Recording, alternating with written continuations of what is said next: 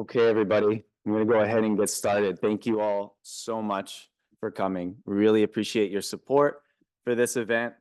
Um, my name is Jeff Labella. I'm the Director of Counseling and Collegiate Recovery here at Sacred Heart.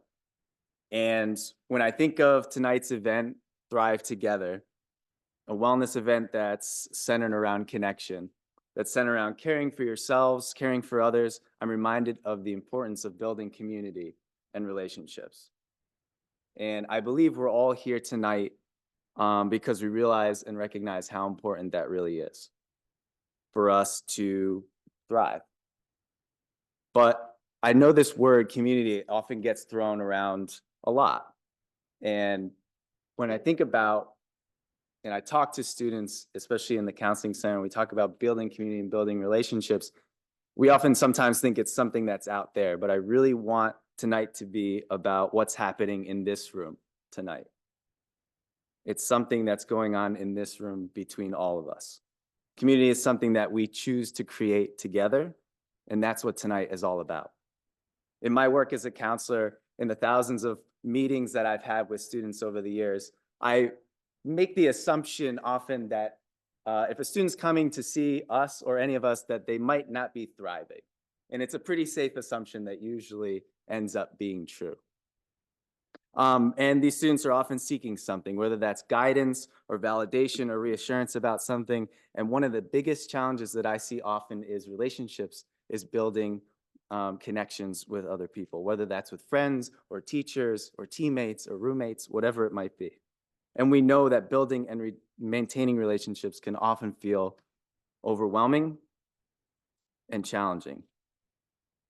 And I know that what often happens, a theme over the years that I've seen, is students will tell me that I feel like I'm surrounded by people, but I'm still alone. And we can often mistake these connections or community as just being surrounded by a lot of people, but we can also still feel very alone, even though we're in the presence of so many. And I think that resonates with some of us at different times. And it highlights why community building is essential and why events like tonight are so valuable. So this evening is about fostering deeper conversations and connections. Sharing a meal and having meaningful discussions can bring us closer. It's more than just small talk. It's about listening, supporting one another, and recognizing that we're all navigating some challenges in relationships, and we don't have to do it alone. Our panel discussion tonight will give us a chance to hear from experts in the field who will share their professional and at times personal experiences with community building, with relationships and connection. These are individuals who've dedicated years of their professional lives to understanding how we can foster more meaningful connections and interactions and build strong support systems. Their stories and insights will help us reflect on what it means to thrive, not just individually, but as a community. So I encourage each of you tonight to take a step towards building a new connection. Maybe it's a conversation with somebody you've never spoken with before. Maybe it's following up with someone that you have seen. And I know that working in this field for as long as we have, it can feel intimidating, and that's okay. The purpose of tonight is to show that relationship building, connection, and caring for ourselves and others is essential for our continued success, whether that's our personal, our emotional, our academic, or our professional lives. So I'd like to give a quick special thanks to all our clubs and organizations who are participating tonight, all of our community partners. A huge thank you to Kathy for making this whole event happen, and Jason and your crew for putting this together. And Bill Mitchell, who's here tonight, I appreciate everything you've done for us for the Collegiate Recovery Program and supporting all of our students and our students in recovery and fostering that amazing community that we have, and for introducing us to our sponsor tonight, Silver Hill Hospital. So I appreciate all the great work that's gone into making tonight a success, and I'm grateful to be a part of it. I'd like now to invite Dr. Patillo to say a few words.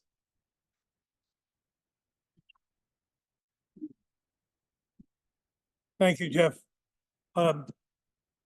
Just also words of welcome really is that, and Jeff alluded to it, connection is really the heart of this community here at Sacred Heart. And we foster this culture of belonging because it does set us apart, and it enhances not only the academic success, but the mental health success and the emotional well-being of all in the community, not just students, faculty, staff, administrators.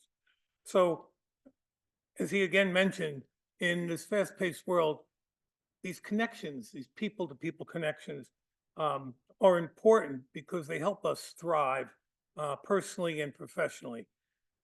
Many programs here on campus really are here to help one another, with the importance of relationships and supporting this mental health. Uh, Presence, as people know me, certainly staff and administrators hear me say, is critical to one another. We need to be present to one another. Just even in simple being there um, is important to support one another. Our Project Connect, of course, is a prime example of how we can be with one another. So I'm confident that the professionals tonight will certainly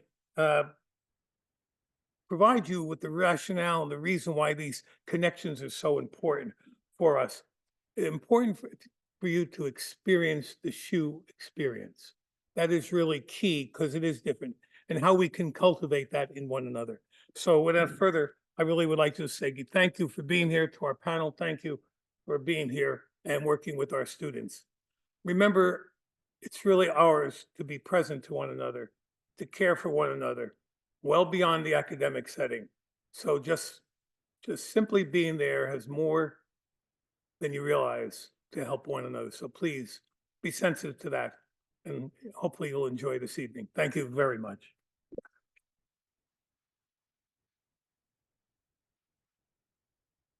So before we get started with our panel, I'd just like to introduce Shimbo to say a few words and lead us in a quick meditation.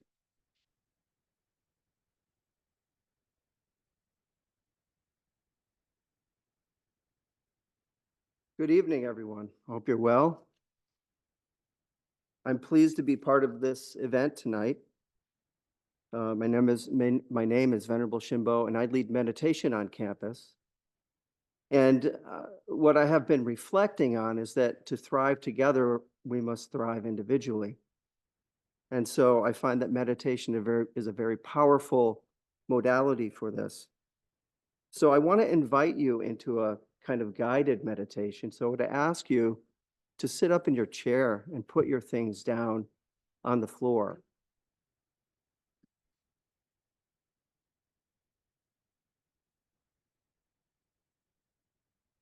And then I welcome you to close your eyes, relax your bodies. Breathe deep in through the nostrils, down into the belly. Breathe deep. Exhale and relax the body. A few more times like this. And then as you sit quietly, relaxing, preparing yourself to be present at this wonderful event, I will ring the bell and then offer a guided meditation.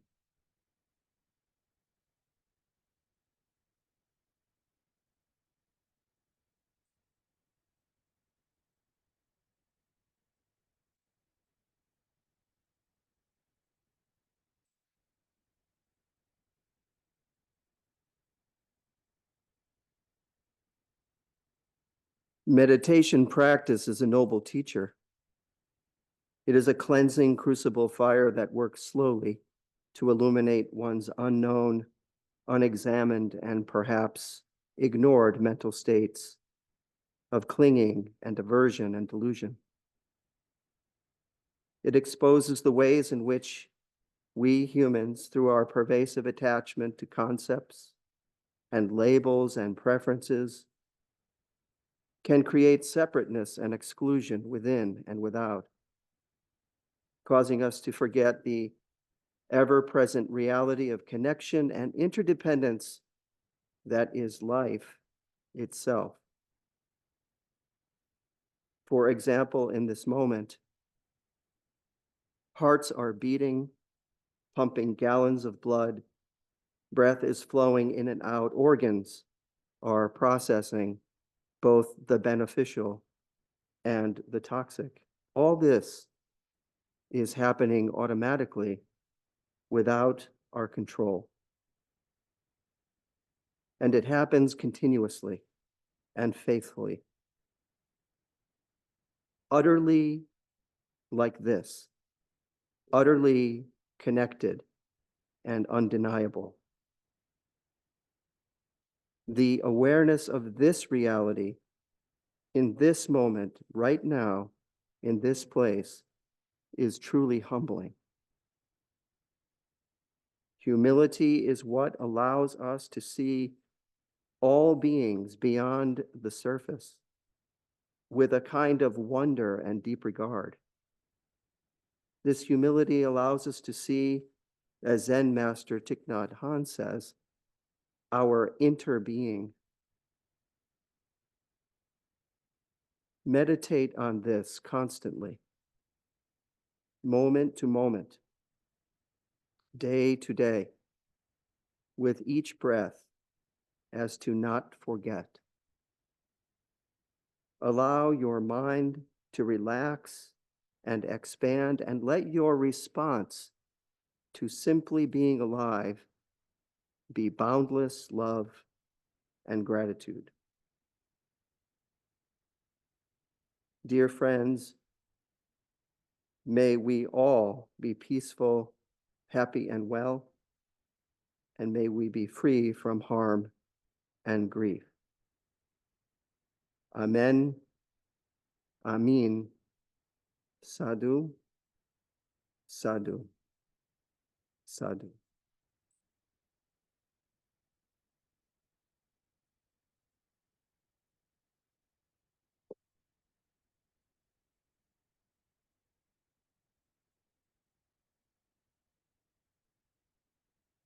Thank you, Shimbo. At this time, I'd like to invite our panelists to please come up, and James will be moderating for us tonight.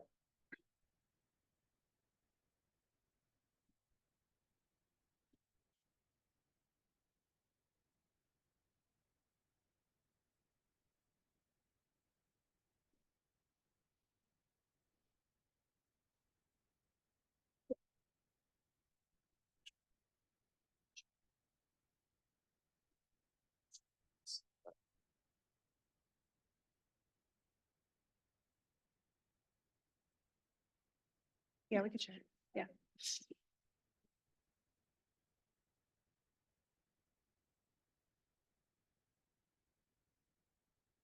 Good evening, everyone. The way we're going to structure tonight is I'll briefly introduce myself, followed by all the panelists, specifically addressing who we are, what we do, and how connection is important to our work.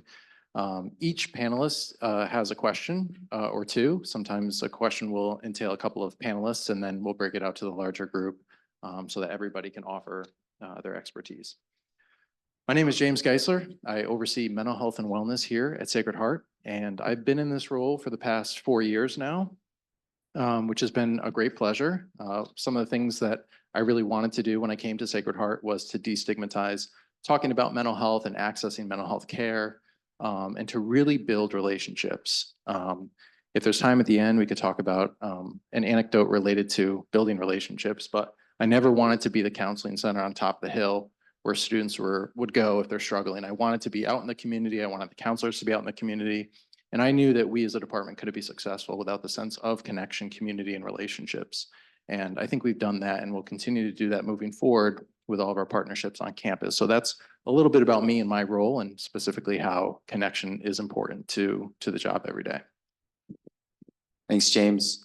As I mentioned earlier, my name is Jeff. I'm the Director of Counseling and Collegiate Recovery Program here at Sacred Heart.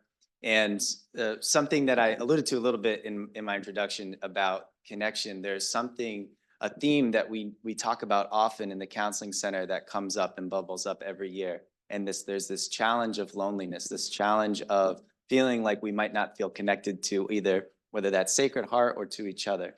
And something that we know is also challenging is getting people together who have shared experiences. By that, I mean, I'll be in a counseling session or someone will come and they'll talk about having challenges with making friends, or everybody already has their friend group. I don't know if anyone has thought that here before Mhm. or has said that to themselves, but it's something I often hear.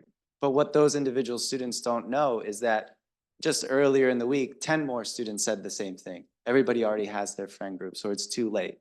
I don't feel that connection or whatever it might be. If only I can get all of those students in the same room to have that shared experience, I know that connections can be made and then others can share in that challenge that we know exists. So one of the biggest things that's important to me is to have conversations like this because we know that people are yearning for that connection.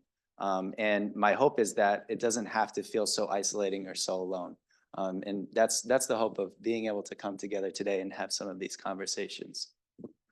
Thanks, Jeff. Dr. Katzman?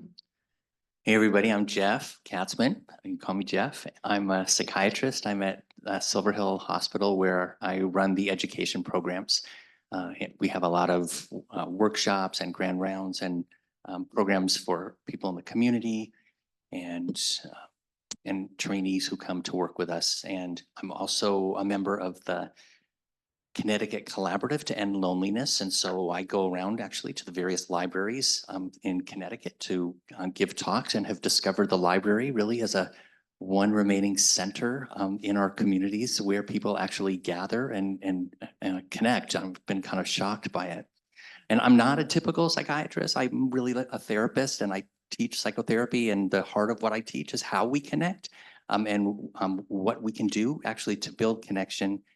And I went to psychiatry school at a residency long ago, a few decades. And back then, I think I was also feeling lonely with all of these medical students who I didn't feel quite similar to. So I took an improvisational theater class and have since been studying the applications of improvisational theater for a good 35 years and have written a couple books about improvisational theater and loneliness.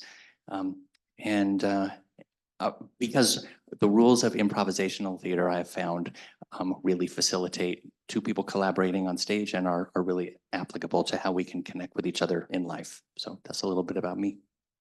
Awesome. Thank you. Colleen? Hi, everyone. I'm Colleen Delaney. I am a co-founder of Move to Heal, which is a nonprofit that partners with gyms and universities like Sacred Heart, and we pair the mental health space with movement and working out. So we offer 30-minute workouts followed by hour group support meetings for people struggling with anxiety, depression, life trauma, substance use disorder.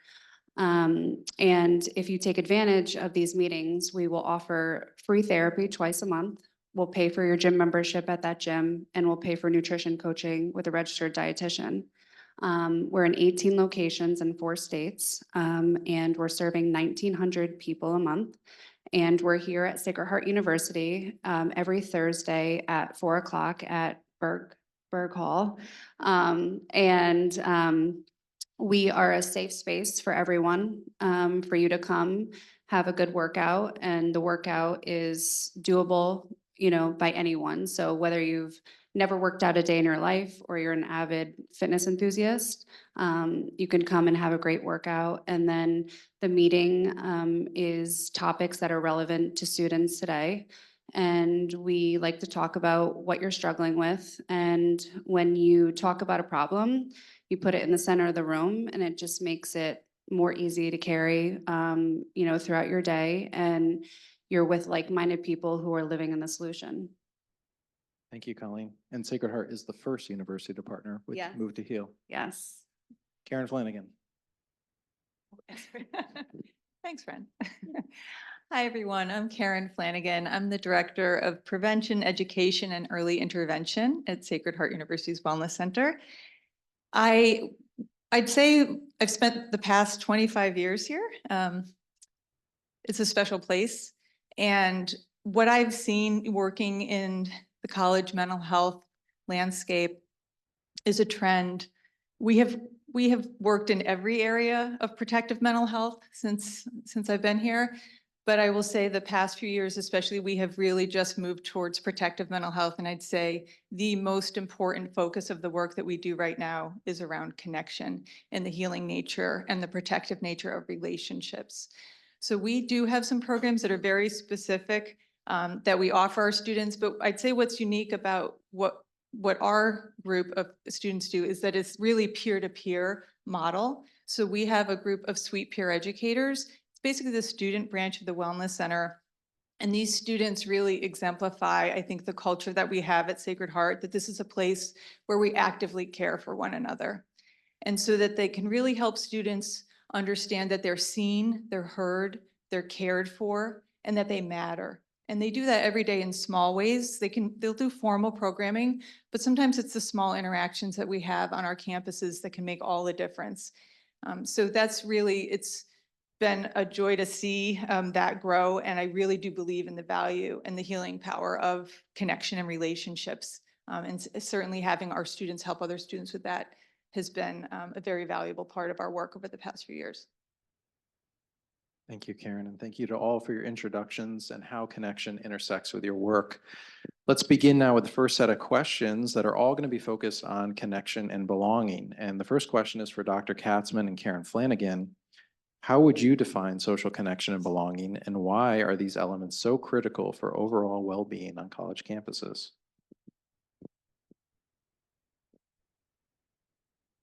Yeah, so say the question again. How would I Sure. define? How would you define social connection and belonging, Mhm. and why are they so critical for overall well-being here? Yeah, so I think I would start with where you started earlier around this idea of loneliness, that we could be sitting in a room like this, but feel that we're all by ourselves. And we could have learned that long ago by the way we were raised, by the situations that we were in, or we could find ourselves in a place that doesn't feel exactly like a match of who we are. But being with people is different than feeling connected.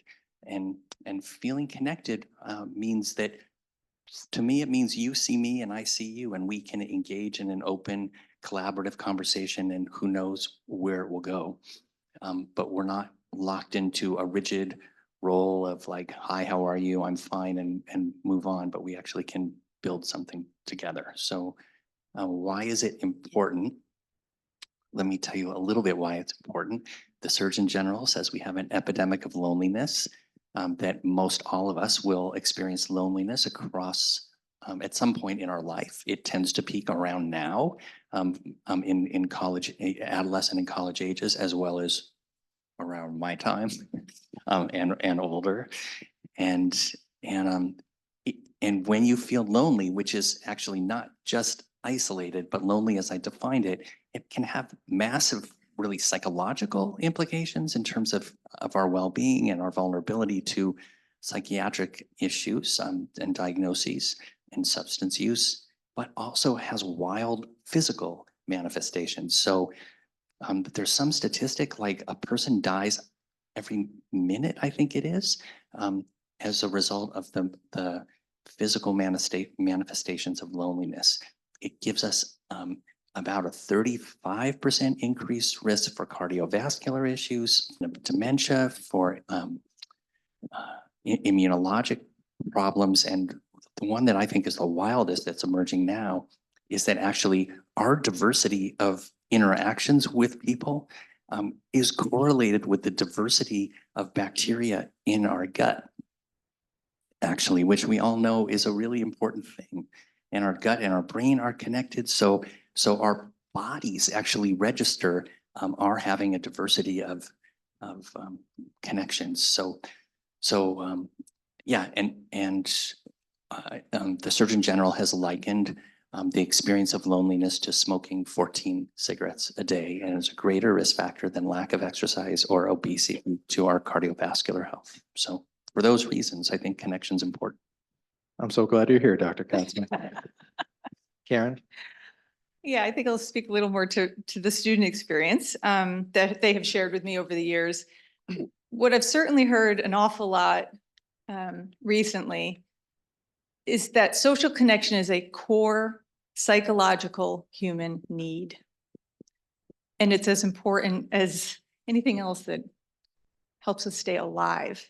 And I think after our experiences as a community, as a people through COVID, I think that was a wake-up call for a lot of folks to understand the pain of not being able to engage in that social connection and what that brought meaning to our life. And when that was taken away, sort of the psychological pain that that caused people really helps us understand how important that is.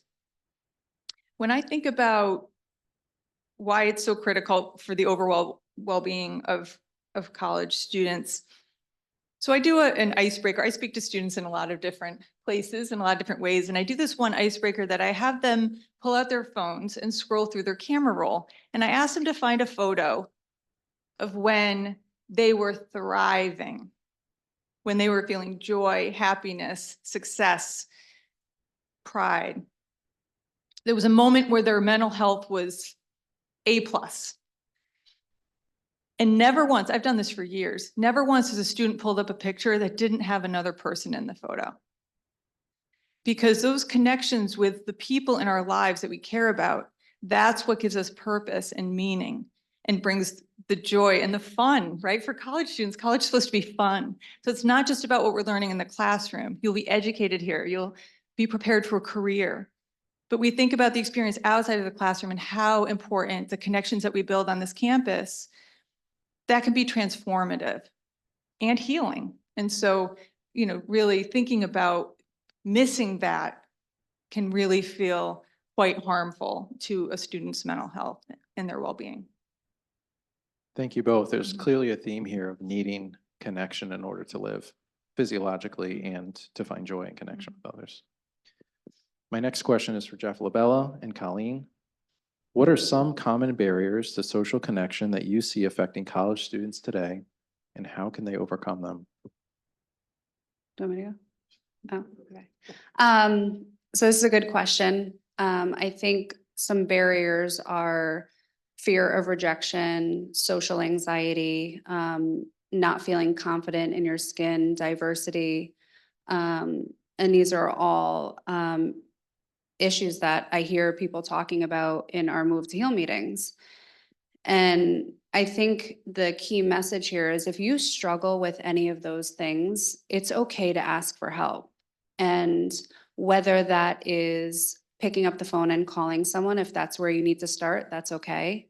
If that means coming to a Move to Heal meeting and being in a group therapy setting, you can talk about what you're struggling with there, or seeking one-on-one therapy, because they're all real things. And like, I have people in meetings who they'll come to a meeting and they'll say, it took me 4 months to get here. And then after their meeting, they'll say, I wish I came here sooner. And it's like, just reaching out for help and just making that step is so crucial. And, you know, it's just what I experience in these meetings is, you know, the importance of community. And I totally believe in strength in numbers, that, you know, we can accomplish so much together. And when you're in these meetings, you realize that like everybody struggles. And like, you know, what you see on social media and what you see, like when you're walking down the street, you're like, wow, that person really has it together. You only see 10% of what they're going through. So, you know, that's a really important message to realize too, when you're, you know, getting caught up and feeling alone and isolating. And, you know, Move to Heal here at Sacred Heart is such a resource. We provide so many things for the students to, you know, come to the meeting, meet people. Like, you have an existing community that everyone's living in the solution and working together, and also working on their physical health too, because we know the importance of physical health and what that does for your mental health. Thank you, Colleen. Jeff? So one of the things that I see a lot, I can talk more to the stories that we tell ourselves and how those might become barriers, especially in reaching out to others. Once a year, there's a collection of data that goes out from college counseling centers all over the country. And year after year, the last 12 years or so that they've been collecting this data, the number one challenge that's been on the rise is social anxiety. And in the subset of that, there's a statement that we ask students to respond to, which is the fear that others don't like me. And about more than 60% or so of students endorse some level of agreeing with that statement, this fear that others might not like me. And to Colleen's point and what she was talking about, that if this is what the majority of people are thinking to themselves, how do we think that impacts their behavior? Right? If we're thinking that others aren't going to like me or others are going to be judging me, we are much less likely to take that risk or be vulnerable or try to engage with another human being because we're fearing that we're being judged. Now, just imagine that 60% is a pretty good number. So you can have two people not interacting with each other because both are thinking and afraid of what the other person might be thinking about them. And this happens all the time. And there's another, as I alluded to earlier when we were talking, is this idea that, okay, maybe everybody has their friend groups as well. These stories that we tell ourselves. If I'm thinking and I'm going around school and I'm thinking, well, okay, everybody already has their friend groups, so I'm not even going to try. How do you think that impacts our behavior? The likeliness that we'll reach out to somebody, right?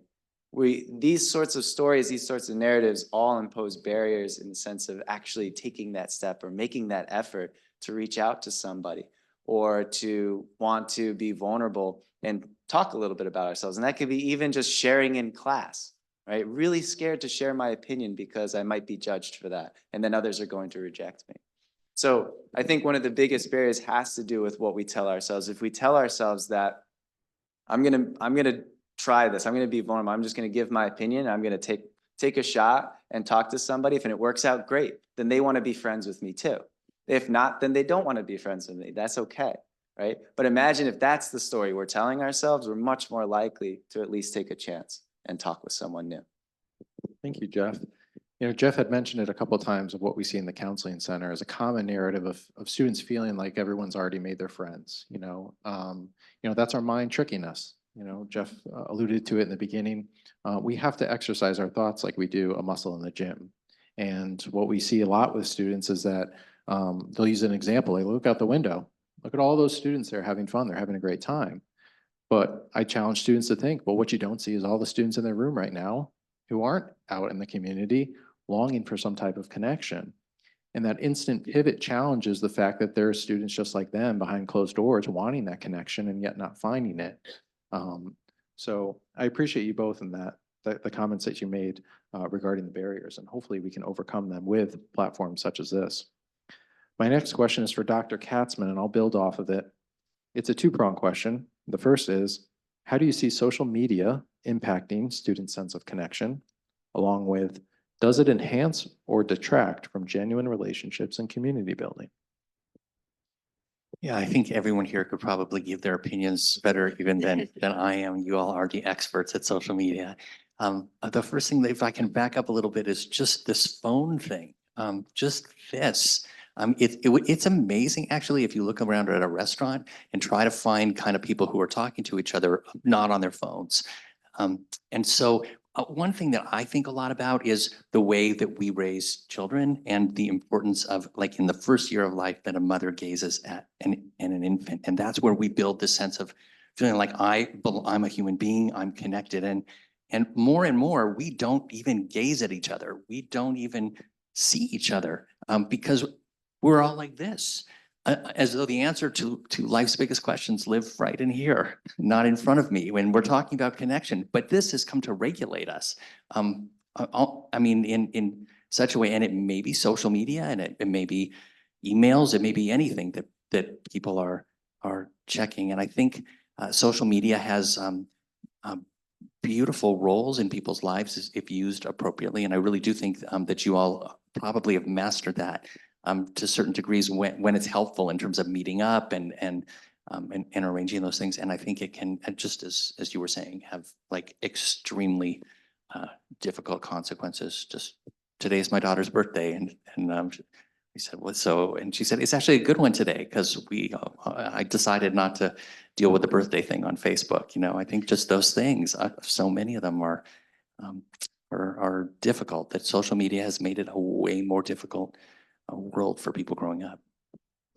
Thank you. And to add to that, it's social media, it's undeniable. I don't want to spend too much time talking about that because I see a lot of head nods and we can all agree on that.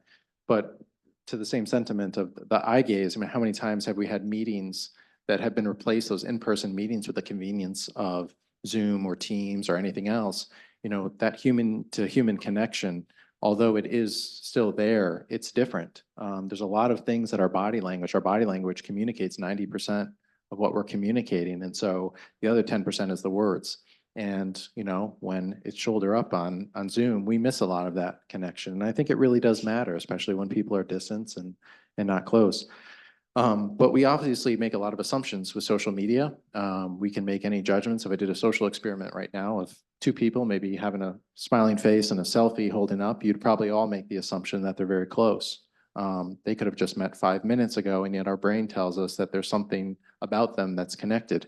How often do we do that when we scroll or when we're in a new unfamiliar surrounding and making a transition in our life, that we make those automatic thoughts about connection? And how does that impact the way we interact with the world? So that's the way I've seen it, certainly working with students. And I'm sure we can all be here all night talking about the impact of social media.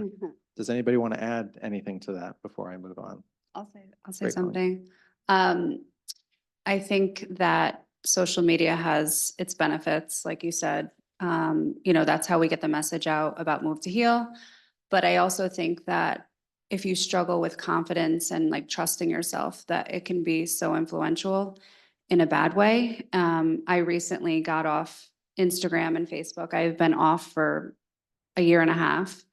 And to see the difference of, you know, who I was then and who I am now, like I don't need to seek validation by posting a picture. And because I was lacking like confidence within myself, it was like, oh, let me post a picture and then someone could tell me, oh, you look pretty. But that's not real validation. That's surface level and it's fake. And now it's like I got the help that I needed and realized that confidence comes from within and I don't need to prove myself to anyone. Thank you, Colleen. And I'm curious about, and you don't have to answer this, maybe it's time for mingling after, how deeper your relationships are as a result of removing social media. Well, the really hard part is remembering when people's birthdays are. I've missed like some birthdays, so maybe I'm not looking like the good friend, but I've actually now have it in my calendar rather than getting it from social media. So yeah, it's picking up the phone and calling someone and having not a conversation through like DMs on Instagram. That explains why you missed my birthday. Thanks. Sorry. Kidding.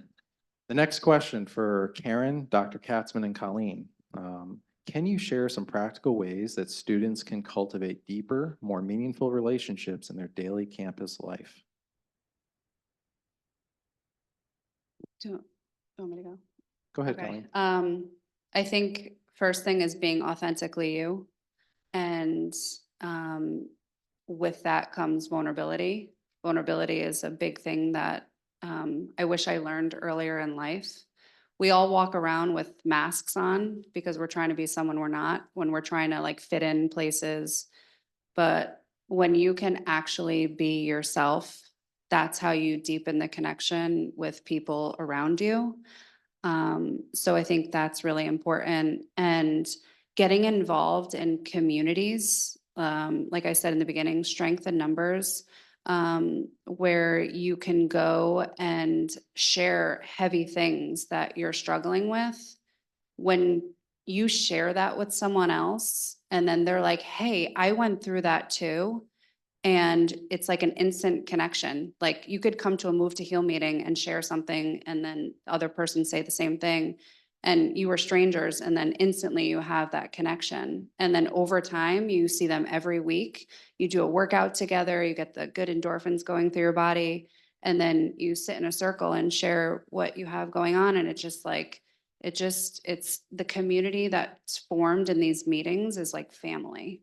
And, you know, I know that I can always count on them to, you know, shift my perspective. Like I could be having a really bad day and I go to these meetings and, you know, I'm instantly uplifted and I feel at home and it's such a safe space. Thank you, Colleen.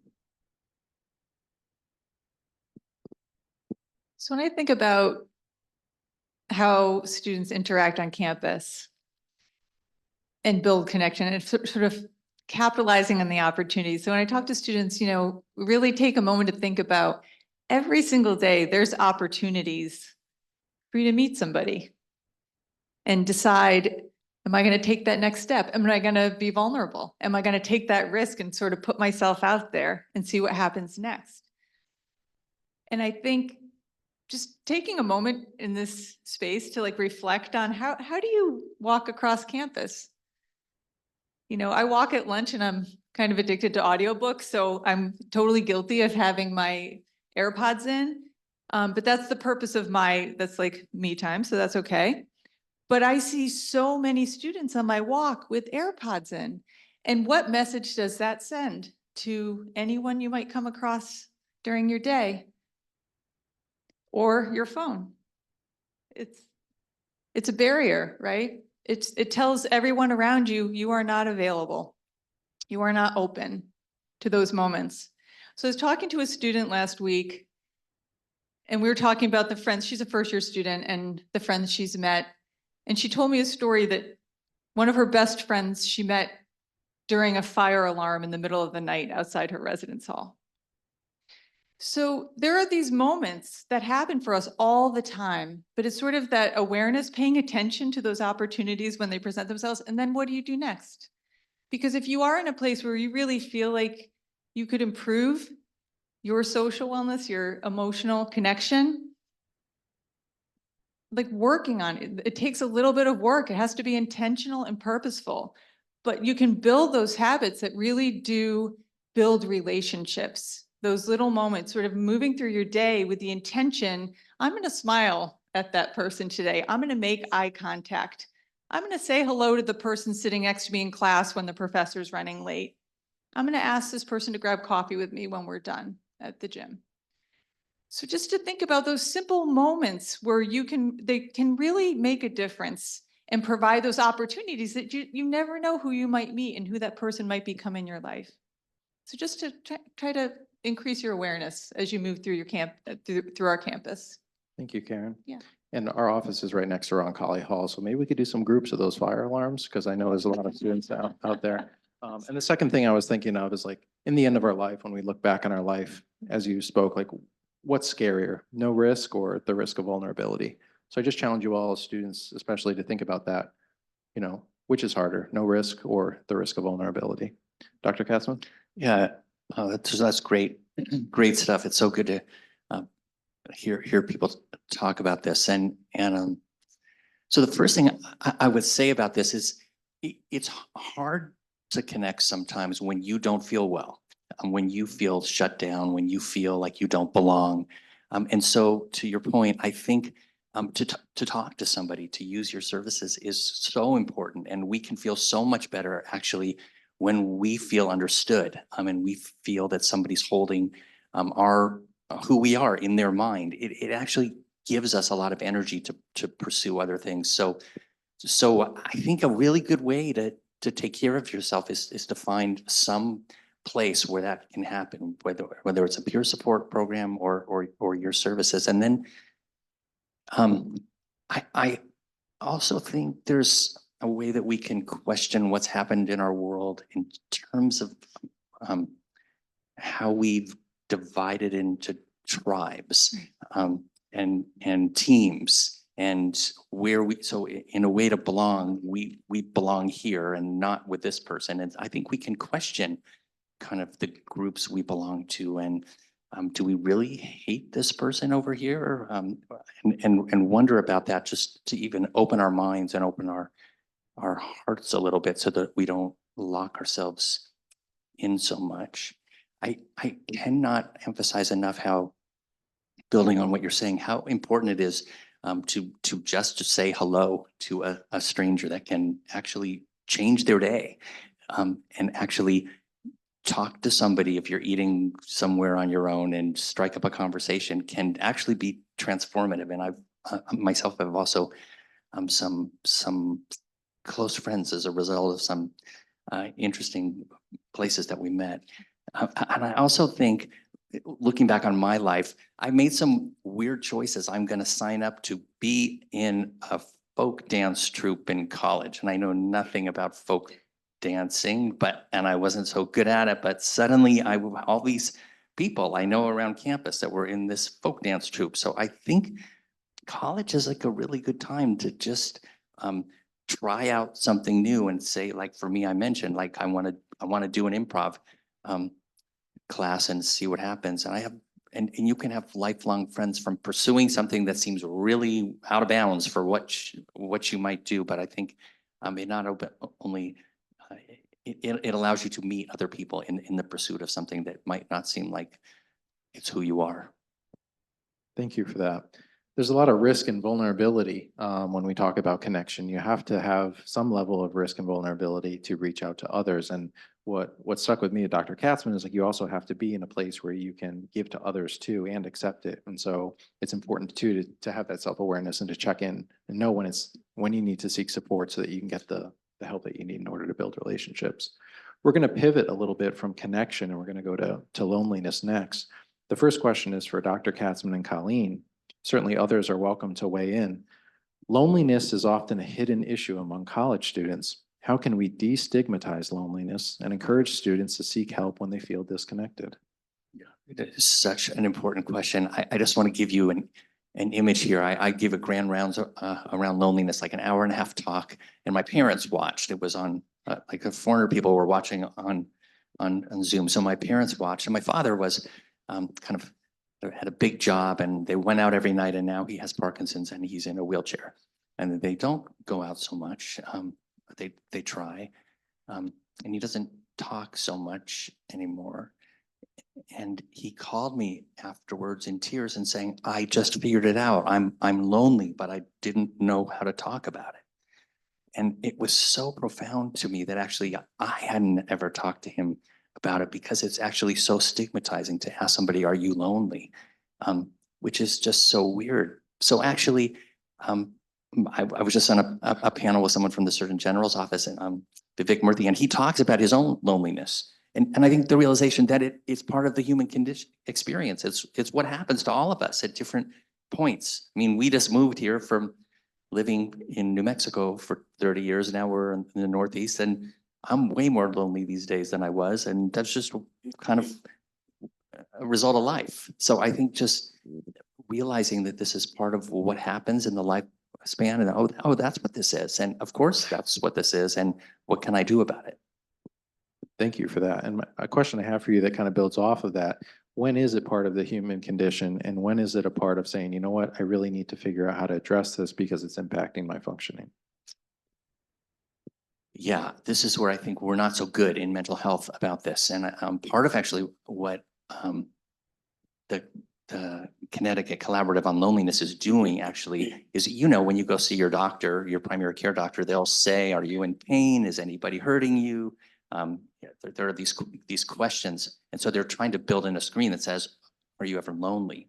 Just to kind of build that into part of the screen. And we in mental health never talk about it as therapists, as practitioners. It's not in our diagnostic acumen. So like I remember even training many psychiatry residents were saying, oh, there's nothing wrong with them. They're just lonely, as if that's not a huge deal. So what I would say is that I don't really know that we know a good answer to that question yet. I think, and I just heard another speaker say that yesterday, that in many situations, is somebody depressed? Are they lonely? We don't really know. But what I would say about that is, if you're feeling like you don't have the energy and the hope and the sense of connection to do what you want to do something, get some help, talk to somebody, say it's now. Now is the best time for me to actually send a text to a friend, to pursue something, to do something, to not stay in this situation. Yeah. Thank you, Dr. Katzman, and for sharing your personal story about your father as well. It's very touching.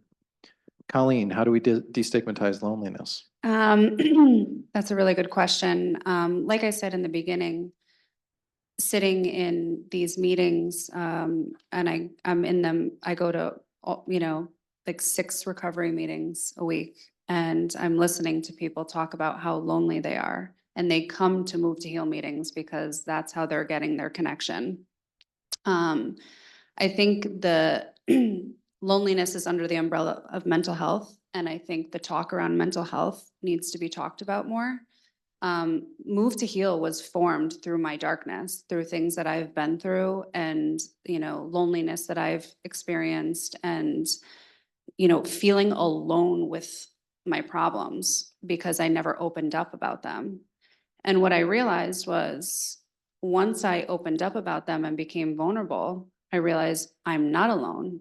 So I stopped isolating and I started talking about what I was struggling with. And then, it just made me realize that like everybody is struggling with like some sort of loneliness. And so something I do every day is I wake up and I will text 3 people and reach out to them, whether it's a text message or a phone call, and just say, hey, I'm thinking of you, and then also I go up to 1 stranger a day and start a conversation with them because you never know the impact you can have on someone else. And you never know the impact that you have because there's times where I'll be going on about my day with work and, I'll get a text message from a client and they'll say, something that I said to them that I don't even remember saying. And they're like, you totally, shifted my perspective and helped me in a way that you have no idea. So just remember that even a smile to someone when you're walking by them can make the biggest difference in someone's day. It's amazing how contagious that really is. Does anybody else want to weigh in before I move to the next question? Just to build off of that, I think especially when we are in that state of maybe being fearful of talking to someone or reaching out to someone for the first time, I think it's helpful to remember how good it does feel when someone reaches out to us or initiates that first conversation. I'll never forget my first year when I was in college and I'm walking through the cafeteria all alone and 3 people sitting there noticed I was eating by myself and invited me to come eat with them as well. And I'll never forget that. And, that was a risk that they took. They didn't know who I was. I didn't know who they were. But, there's this sort of reciprocation that I think we forget that, a lot of us wait for someone else to make that first move and we want someone else to do that. And I think, I guess the thing that I like to share in orientation for those of you who were there and remember me saying this, but be that person you want others to be for you. Be that first person to reach out because we know that feels good when someone makes that first move or initiates that. And we can be that for somebody else. Thank you, Jeff. Can I say Dr. one more Katzen? thing about Yeah. this? I think it's also important to delineate the idea, maybe you were going to get to this, the idea of loneliness and being alone. Because being alone is can be a really amazing experience and with a high maturational capacity. Like you're not born necessarily good at being alone. It's something you got to develop, and it can be just joyous to take yourself somewhere like a park, on a walk, or to a coffee, or so, and be with yourself because you're not alone. You're with you. And that is, I think, also something to pay attention to. How do we actually spend time with ourselves, and not just focus on how we find another person. We have a person already. I love that. And I love that because we have to be comfortable with ourselves in order to feel comfortable being alone too. And there's an implication for that for connection too. When we don't fear rejection, we are comfortable with ourselves. And so maybe we have to retrace our steps a little bit when we're worried about what other people think or their judgments that may impact the way in which we engage with people. And maybe it has something to do with being comfortable inside. But I love that. That was great. Thank you. Yeah, and I think asking yourself in the moment when you're really struggling, am I alone or am I lonely? Like really ask yourself that. And then when usually you're like, okay, wait, no, I'm just maybe in my head a little bit. And then you can kind of talk yourself out of it. Love it. Thank you all. The next question is for Karen and Jeff Labella. What role does self-compassion play in managing feelings of loneliness, and how can students practice self-compassion when they feel disconnected from others? Great timing for this question. I think I'll go first, Karen. Just And then, so I think this goes exactly to what we're talking about, and sort of a little what I alluded to earlier is these stories that we tell ourselves. I think one of the things that I know happens often, especially in the first year or so, at least the first semester, are these expectations that we might place on ourselves for, I thought I would have had more friends by now, or I thought I would have had, this isn't the expectation that I had about the college experience at this point. I thought I was gonna have 10 friends by now, but maybe I just have one or two or no one, right? And so there's these ways that we talk to ourselves that can really, let's just say if we're feeling alone and we don't want to feel alone, we can respond to that with, I can't believe I'm feeling like this. And then we can kind of get angry that we're feeling like this. And then we can get annoyed that we're feeling like this, right? So we can add to that pain in how we respond to that initial experience. Or what I often ask students is, well, how would you talk to a friend if they came to you and they said they're feeling lonely? Would you talk to them like you talk to yourself? And more often than not, they laugh because they know they would never say that to somebody else. They would never talk to another human being the way that they treat themselves when they're feeling a certain way that they don't want to feel. And so it comes to this point where it's like, okay, well, so then why do you do this to yourself? Why do we talk to ourselves like this? And so that's one of these interventions where it's like, I feel this way. Okay, now what?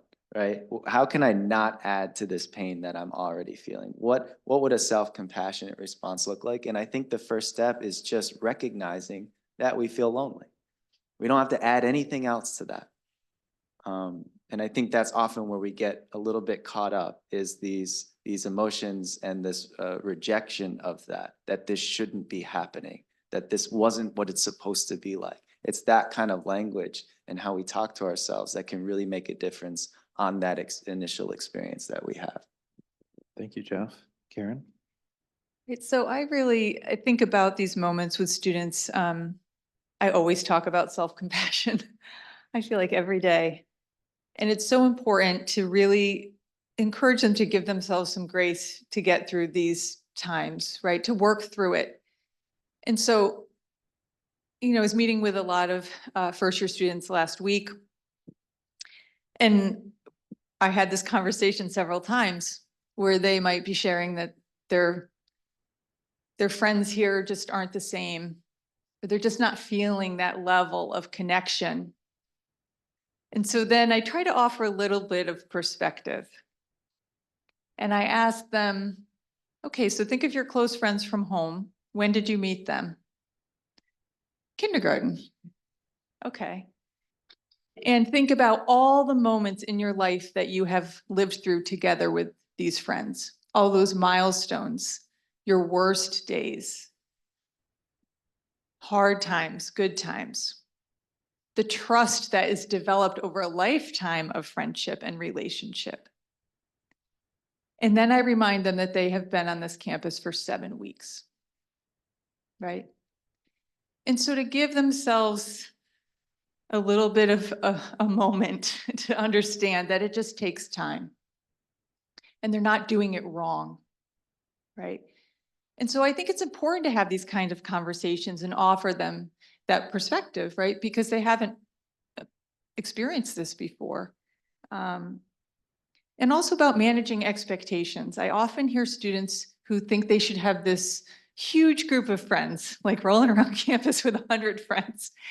And in reality, what we need is just a few people who get us, who we feel safe with, who we can laugh with, have some fun with, and who we can trust and who have our back. That's it. You don't need, often they want, and again, we talked about social media, and I think that often comes from social comparisons. And in my hometown, a lot, folks know what I do. And so I'm often on speed dial for a lot of parents who have first-year students. And so I'll see the posts from their kids, because they're my kids' friends. And so I'll see them, hashtag living my best life, and you see all the people in the picture. And so there is a narrative there that is getting put out. And then that same night, that parent is calling me, Karen, she is so homesick. I don't think she's going to make it through the semester. She failed her first exam. It's a disaster. What should we do? So that social comparison can really just always try to keep that sense of awareness that is not real. Everybody was already speaking to that.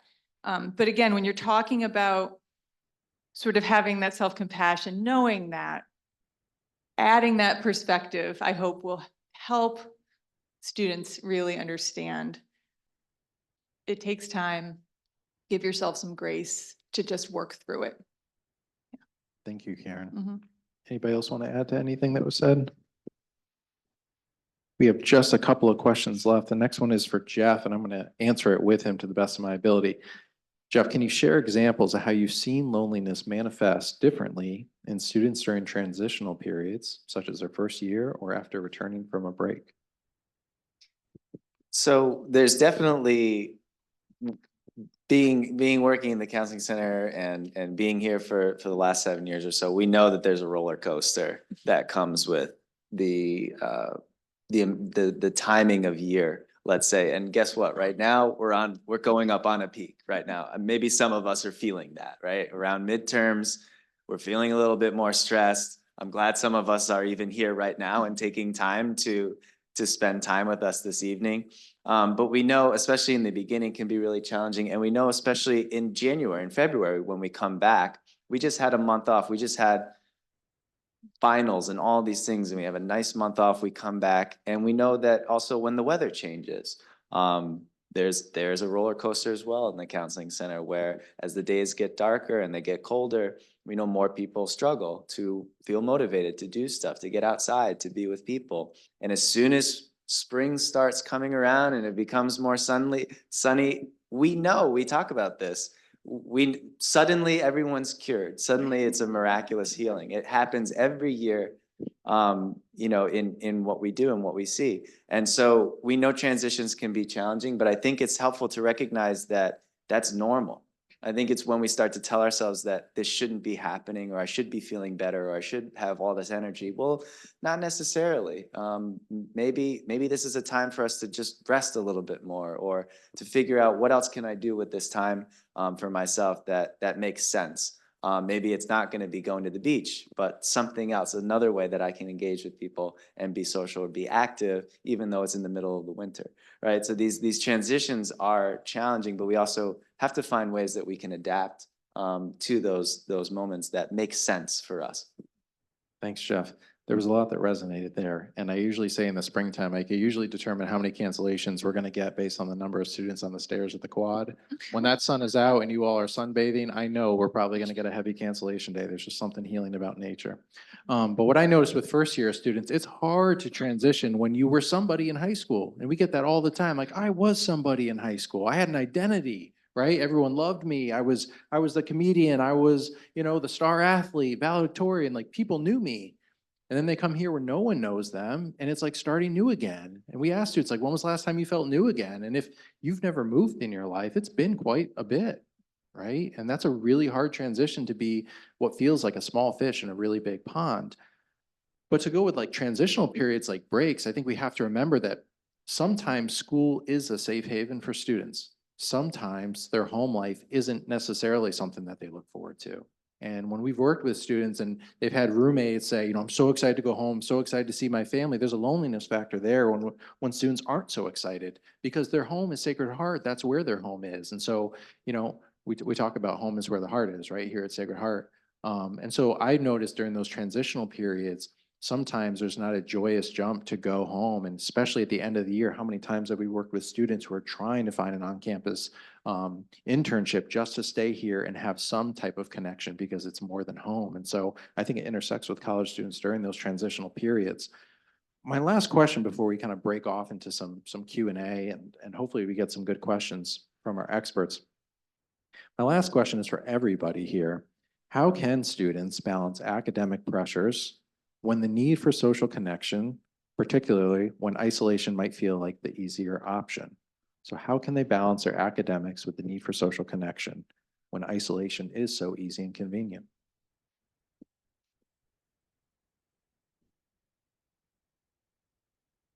Go, Colleen. I see you. There you go. So I understand this is another conversation I frequently have with students around academic pressure. Those moments where they're starting to feel overwhelmed is sort of when they drop the things that help them get through those hard times. It's those moments and those relationships that help. They're sort of the best tool we have for resilience.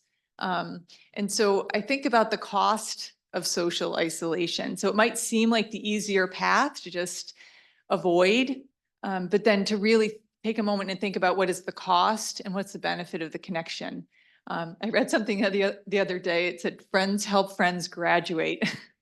And what that means is those connections that we make really do, again, there's research that backs this up in terms of academic success is tied to the health of our relationships and our connections. So just to consider that, it might seem like the easier path, but there's a lot of benefit from making time and prioritizing time, quality time with the people that you care about. I love that. Thanks, Karen. Colleen? I think time management is so important. When you say you're sitting down to like study and get stuff done for school, taking time to maybe go outside, go for a walk, meet somebody at the gym for a workout. Like I said before, movement is so important for your mental health. And I think that, just getting outside, getting fresh air is important, and just connecting with other people. It's been a long time since I've been a student, but I think practicing mindfulness is important as well. Just taking time to calm down your nervous system, calm down your brain is very important. And just setting that time aside. Thanks, Colleen. You made me think of like what I always tell college students, especially in the grind of like finals week. Students are constantly studying sometimes throughout the entire day. And I say, if you sacrifice 1 hour for social connection, you already have to eat, have it with a meal. I mean, the investment you will make on your mental health, you'll probably be a better studier in 7 hours than you will be in 8 as a result of filling your cup socially. So that's what made me Totally. think that. And also self-care is not selfish. It's important. So doing something for you too, when you're wrapped up in schoolwork and everything, is key. It's the cost benefit analysis that Karen mentioned. Yeah. Dr. Katzman.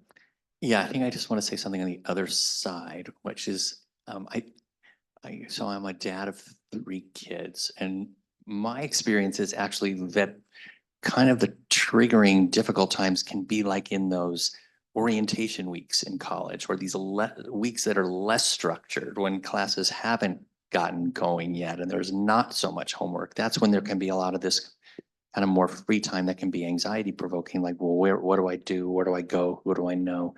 I don't know. I think sometimes there can be a reassurance of like, I got to study, I got to do this. And it can be like a friend. And my point being, I think it's good to know ourselves and what does tend to cause us difficulty, and to think about those kind of times ahead of time. And, like what does send us to need more help. That resonated with me as well. When I was a senior in college, I was a way better student taking 6 classes in the fall and 6 classes in the spring than I Yeah. was with 4 classes. I mean, I made myself more accountable for the things that made me a better student, and academically, I actually did better with, 6 classes each semester than 4. It's amazing. Jeff, any comments? Yeah, no, to build off of that, I mean, look at how different, our between high school and college, where high school is every minute is planned out, is structured.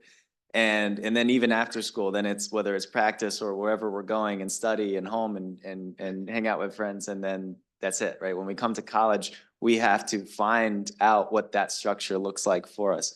I call it the calibration time, where for a lot of people, when they come in and they're struggling with this and finding that balance, is allowing for yourself to figure it out. You're figuring it out, what works for you. I've had students ask me, so what are you saying? I should not study as much? I'm like, I don't know.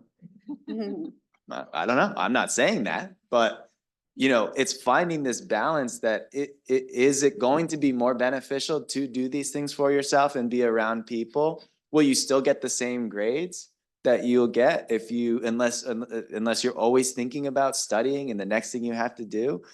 Or can you allow yourself to let that go and see what happens? And I think it's just being able to allow yourself, when anything new, every semester is a new schedule. It's a new teacher. It's a new curriculum, whatever it is.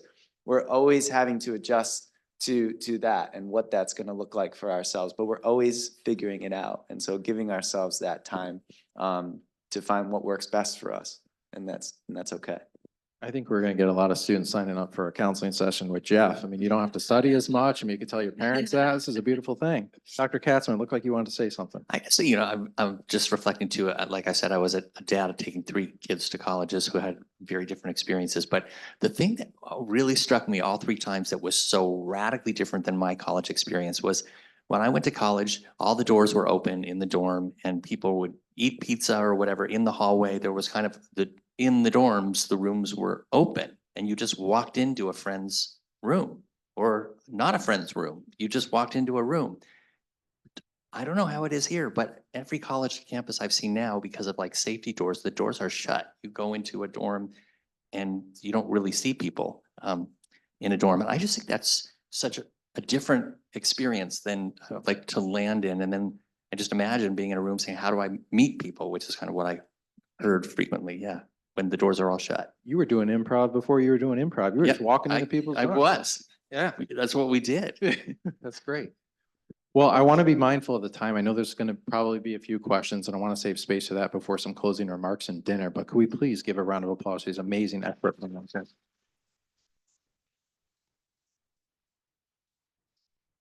So let's open it up to the floor. You have some great professionals here. Let's ask some questions about loneliness, connection. What didn't we answer for you tonight? And yeah, the floor is yours. Father John? I can hear you. So thank you so much for the exposition about loneliness. So as you were talking, all the panelists were speaking, one thing that comes to mind for me is that being depressed sometimes can cause someone to become lonely. And being lonely can cause someone to feel depressed. Now, in the context of college students, different identities help students to cope and to succeed.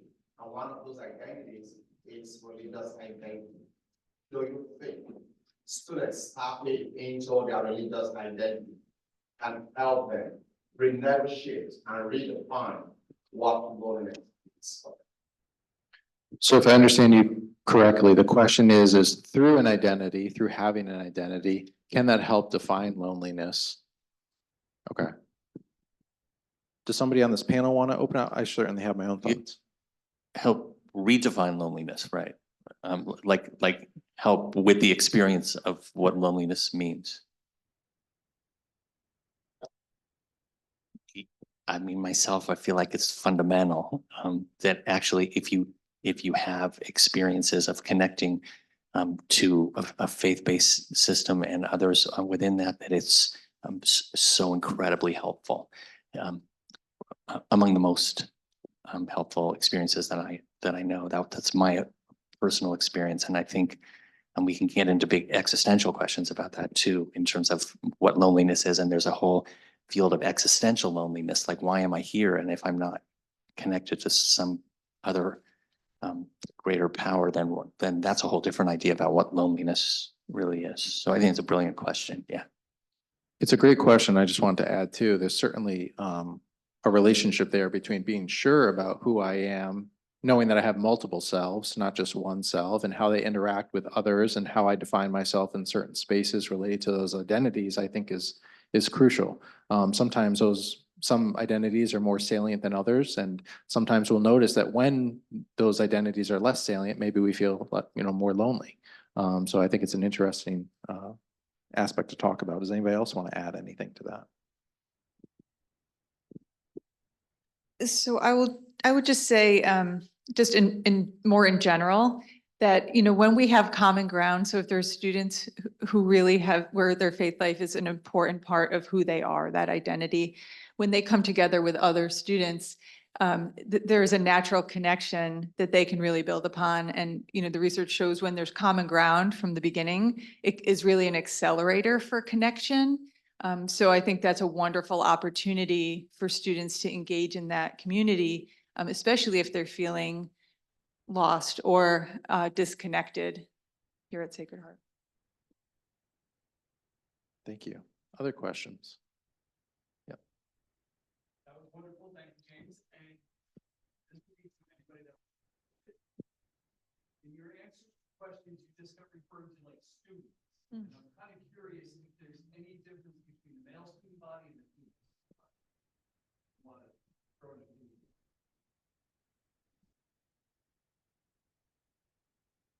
Or not?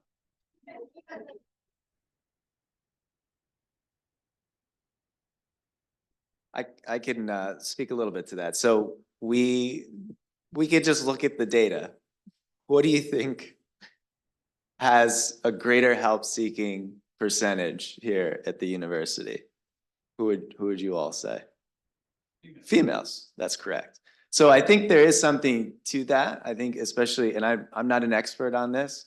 I guess my only qualification is that I am a male and I've been raised as a man. And there are certain cultural conditionings and things that, you know, come along with that and how men are raised, at least here in the West and here in the United States. And help seeking is not always a part of that culture. And it shows in our numbers that men are less likely to come and seek that help. And so what does that mean, you know, for us as well? And that can also help us understand, well, what can we do better to sort of outreach to some of the populations who may be less likely to ask for help or something. And to build off that, as a male, and I'm curious because I think this is a great conversation. I think that it's the intersection of that identification too. For example, being a father, right? Maybe having a protective nature. Am I supposed to be strong? Can I announce my loneliness? Is it safe to do so when my responsibility is to be firm? I'm a male athlete. I'm also a leader on my team and a male. Is there an opportunity and a platform for me to announce my vulnerability surrounding loneliness?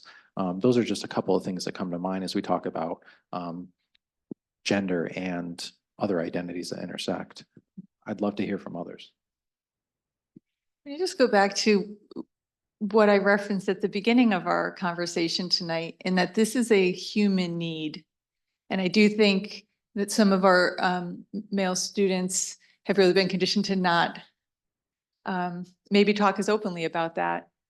And so I do hope that, again, we always talk about the fact that we don't ever want a student to suffer in silence, and that help is always available. So we do hope that you'll take, advantage of all the resources that are here. If you really are struggling in this sense, that we're here for you.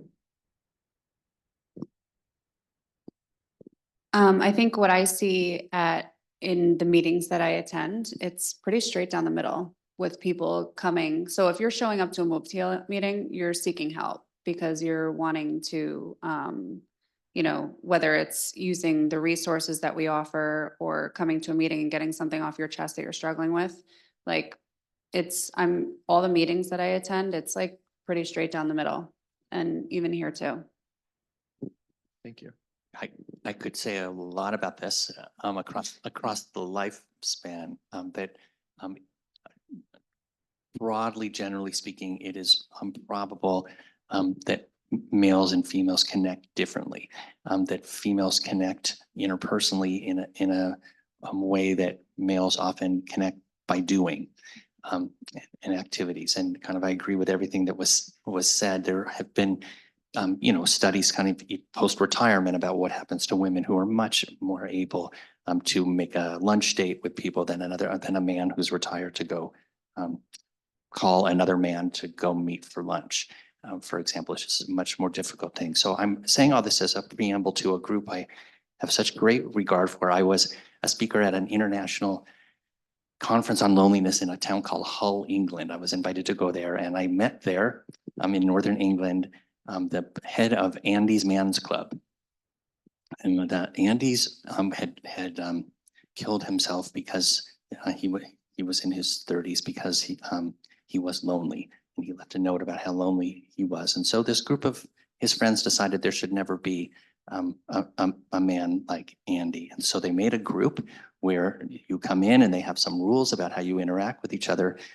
And then there was another group, and suddenly there was like 170 Andy's Man's Clubs group across England. It kind of spread like wildfire, and they take these trips together and yeah, so I think the need is huge across the lifestyle, but maybe expressed or met differently.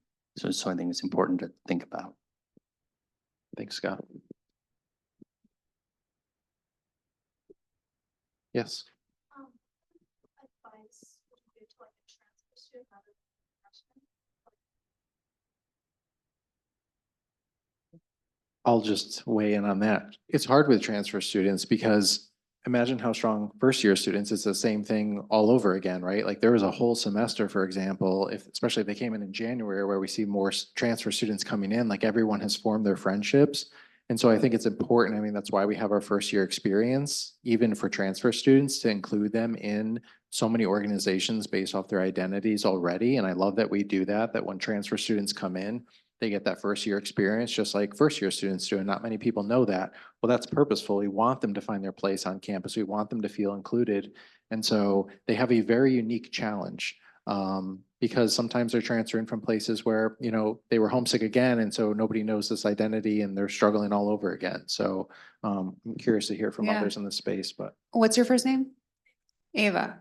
Next Thursday, come to a Move to Heal meeting. I'm teaching and I'll introduce you to plenty of people. Oh, okay. Yeah, you should totally go anyway.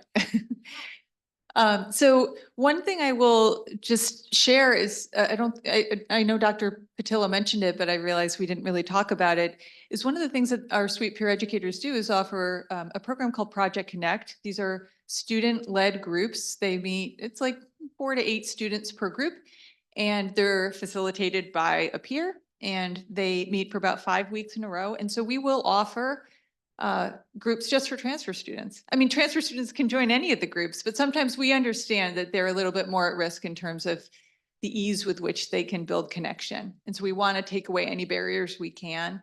So that's just something to keep an eye out. The peer educators do have a table tonight, and there is a QR code for anybody who wants to sign up. There's a bunch of groups starting in the next week or two.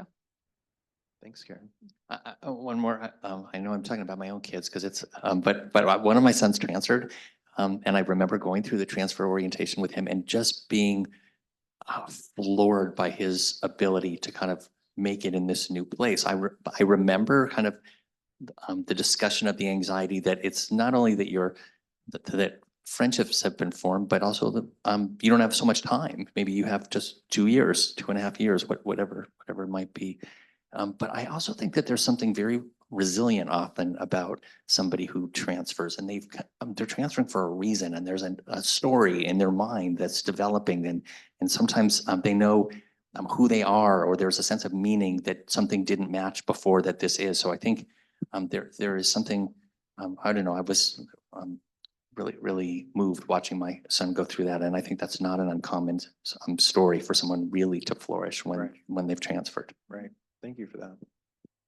I'm being mindful of time. I know our senior vice president was going to leave some closing remarks, so I want to give him the stage to do so. Miguel, would you like to speak? One is, I lived in Brooklyn for 6 years, and it's an interesting phenomenon, right? I mean, you've got a city of 9 million. Brooklyn, the borough, is 2.8 million people.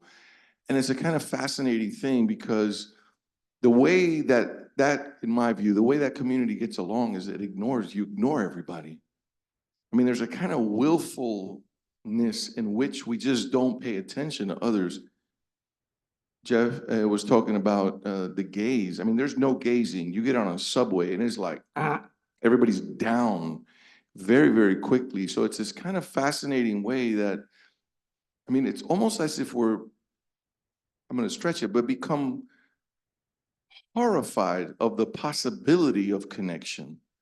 There's a kind of, we're scared of it, that we look at somebody and they might say something to me. And we're just terrified of that. I mean, I don't know, maybe we can talk about it after, but I think there's something there. And again, I know it has to do with development, self-esteem, potential trauma, but it's an interesting thing that seeing there, that this constant movement of humans. And in my view, it's probably, loneliness is an epidemic in New York City. right? I mean, it's got to be an epidemic in New York City, which is kind of bizarre when you think about the volume of human beings, right? So one of the things is like contiguity and proximity does not mean connection. And I think y'all said that. I'm saying it differently, but that's right. And so we've got to be real careful when we think that's the case. The other thing I just want to, so that's just something to think about on this issue. There's this line in Hadestown. I don't know if people seen the musical, but Eurydice says this line, "I've been alone so long, I never even realized that I was lonely," which is heavy. It's not a denial of what was said. You can be alone and not be lonely, but in her case, she was expressing this kind of loneliness. The last thing I want to say, just the reflection, just to just riffing on some of these things that were said. I think, Colleen, you talked about being authentic, the authenticity in the class, and I have talked about authenticity and belonging and where the tension lies, because we're pulled to belong, which means sometimes we compromise our authenticity to be part of a group, right? So there's this tendency, and it is a social kind of bond. We crave it naturally. So as a consequence, if we don't feel like we're belonging, we will compromise ourselves to belong.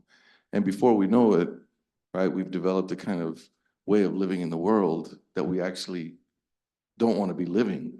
And now we don't know how to get out of it. It's like a trap, right? We've just gotten ourselves into a mess because our friends that we developed, I'm being generous, because of our proximity, aren't really the kind of people that we want to hang out with, right? So there's a kind of weirdness, and I think we've talked about it in this class, but I just share it with others.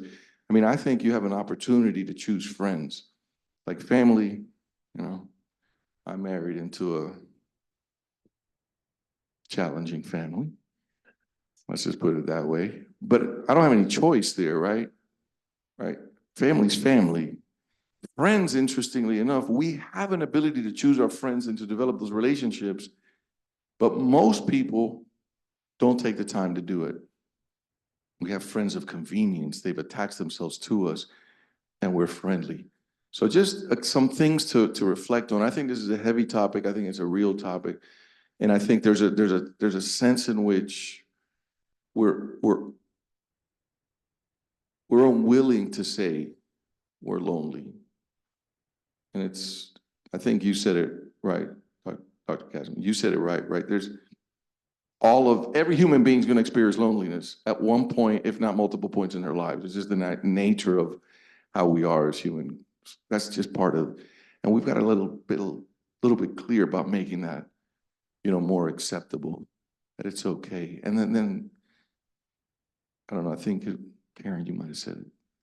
If you think you have 30 friends, you don't have any friends. Because really, you're going to if you get a handful, you're in pretty good shape. Listen to Pearl Jam on that one, and you'll get a sense on that. So those are some riffs. I want to invite Father John. We've got apparently I was told there's good food downstairs. There is good food downstairs. Students, you're not allowed to eat because you were here as a requirement. So I do not want, I'm kidding, that was a joke.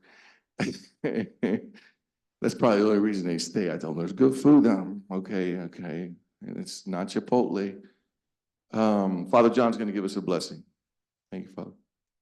Dear Lord, we come before you this day to seek your blessing. We thank you for the gift of life and good health. We ask you for the blessing of wellness. Help us to seek the support of one another. Help us to see in ourselves that we are great people. We ask this through Christ our Lord. Amen. Bless us, O Lord, and these your gifts, which we are about to receive from your bounty through Christ our Lord. And may mighty God bless us, the Father, the Son, and the Holy Spirit. Amen. Thank you.